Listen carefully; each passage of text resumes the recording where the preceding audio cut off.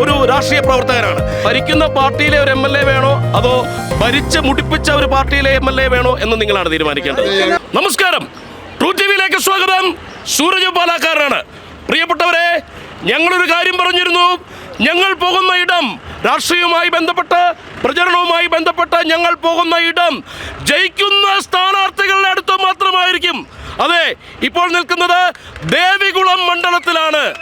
ദേവികുളം മണ്ഡലത്തെ കുറിച്ച് പറയുകയാണെങ്കിൽ ഇവിടുത്തെ കർഷകരെ മുടിപ്പിച്ചുകൊണ്ടിരിക്കുന്ന ഒരു മണ്ഡലമാണ്. നിലവിൽ സിറ്റിംഗ് MLA LDFന്റെ A രാജയാണ്. അതുപോലെ തന്നെ എനിക്ക് പേര് പറയുമ്പോൾ തെറ്റിപ്പോവും. ഒരേ പേരുള്ള 3 പേരാണ് മത്സരിക്കുന്നത്. A രാജ LDFന്റെ, F രാജ, അതുപോലെ തന്നെ S രാജേന്ദ്രൻ. അല്ലേ, ഈ S രാജേന്ദ്രനെ കുറിച്ച് പറയുകയാണെങ്കിൽ LDFിൽ നിന്ന് മറുകണ്ഠം ചാടി ഈ BJPയിൽ വന്ന ഒരാളാണ്. അതുപോലെ തന്നെ ഇപ്പോൾ സിറ്റിംഗ് MLA ആയിരിക്കുന്ന A രാജ എന്ന് പറയുന്നത് ദേവികുളം മണ്ഡലത്തിലെ ഈ പാവപ്പെട്ട കർഷകരെ ഒന്നുമില്ലാതാക്കി കളഞ്ഞ് ഒരു മുച്ചോട് മുടിച്ചു കളഞ്ഞ ഒരു രാഷ്ട്രീയ പ്രവർത്തകനാണ്. ഇപ്പോൾ ഇവിടെ നിൽക്കുന്നത് UDFന്റെ F രാജ. തീർച്ചയായിട്ടും ഞാൻ പറയാറുണ്ട്, മിഷനുള്ള നല്ല വ്യക്തികളെ ജയിപ്പിക്കേണ്ടത് ഇവിടുത്തുകാരുടെ ആവശ്യമാണ്. ഈ പാവപ്പെട്ട മലയോര മേഖലയെ ഇനിയും മുച്ചോട് മുടിച്ചുകൂടാ. പ്രിയ സ്നേഹിതൻ F രാജ, നന്ദി. എന്തൊക്കെയുണ്ട് വിശേഷം? സുഖം. ജയിക്കുമോ? 100% ഇവിടെ ജയിച്ചു. അയാൾ ചെറിയ ആളല്ല, ചെറിയ പാർട്ടിയല്ല. അങ്ങനെയല്ല. അവരെ S രാജേന്ദ്രൻ വന്ന് മൂന്ന് പ്രാവശ്യം ഇവിടെ MLA ആയി. ഇവിടുത്തെ വികസനം നിങ്ങൾക്ക് അറിയാം. അല്ല, ഇവിടെയൊക്കെ ഉള്ളവര് വെറും പാവപ്പെട്ടവരാണ് കേട്ടോ. വെറും സാധാരണ ഈ കൃഷിക്കാരാണ്. ഇവരെ പറ്റിക്കാൻ ഭയങ്കര എളുപ്പമാണ്.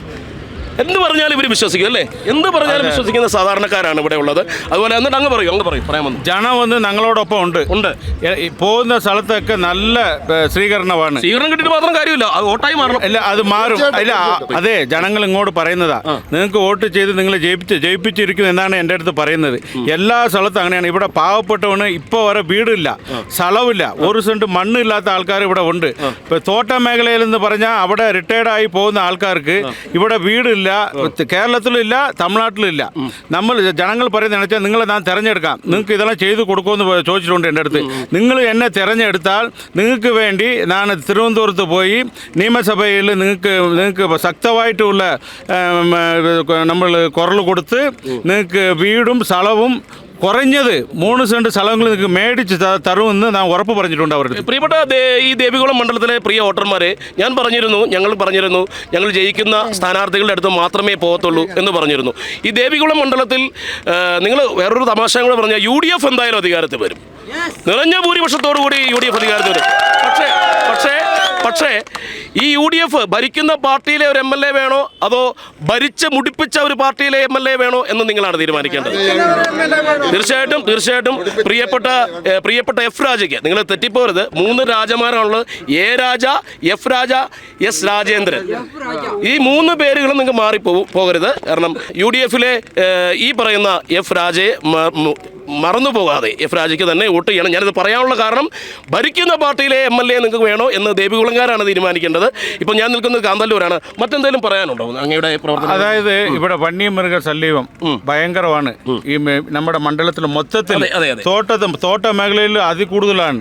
ഇവിടെ ഒരു സർക്കാരിലിരുന്ന് ഒരു പശുവിനെ വന്ന് ഒരു പുലിയെ അടിച്ച് കൊന്നാലോ ഒരു 5 പൈസ ഇവിടെ സർക്കാരിൽ നിന്നും കൊടുക്കൂല. ഈ പാർട്ടിക്കാരും ഒന്നും സഹായിക്കില്ല. നമ്മുടെ റോഷിയസിന് അവിടെ ഡാം ഇട്ടിട്ടുണ്ട്.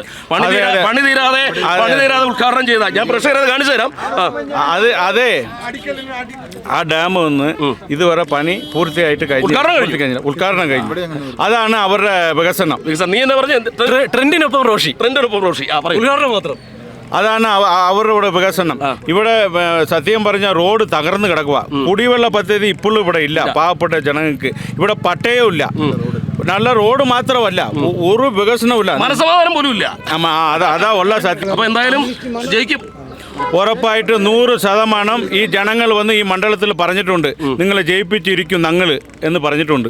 ഇത്രയേ ഉള്ളൂ പറയാൻ. പിന്നെ ഞങ്ങളുടെ ഈ ജനങ്ങളുടെ കൂട്ടത്തിൽ ഇവർ എന്നെ ജയിപ്പിച്ചാൽ ഈ ജനങ്ങളുടെ ഞങ്ങളൊരു കാര്യം പറയട്ടെ പ്രേക്ഷകരെ, ജയിക്കുന്ന സ്ഥാനാർത്ഥിയുടെ അടുത്ത് മാത്രമേ നമ്മൾ പോയിട്ടുള്ളൂ അല്ലേ? ജയിച്ചിരിക്കും. ഈ ജനങ്ങളൊപ്പം എല്ലാ കാര്യത്തിലും ഏത് സമയം എന്നെ വിളിച്ചാലും ഞാൻ ഈ ജനങ്ങളുടെ ഒപ്പം ഇരിക്കും, ഞാൻ വന്നിരിക്കും. തീർച്ചയായിട്ടും വീണ്ടും പറയുകയാണ് പ്രിയപ്പെട്ട ദേവികുളം മണ്ഡലത്തിലുള്ളവരെ, നിങ്ങൾ തീർച്ചയായിട്ടും എഫ് രാജയെ വിജയിപ്പിക്കണം. വൻപിച്ച ഭൂരിപക്ഷത്തോടുകൂടി ജയിക്കും. ഞാൻ വീണ്ടും പറയുകയാണ്, ജയിക്കുന്ന സ്ഥാനാർത്ഥികളുടെ ആ മണ്ഡലങ്ങളിൽ മാത്രമേ ഞാൻ പോകത്തുള്ളൂ. 112 മണ്ഡലങ്ങളിൽ ഞാൻ പോയിരിക്കും.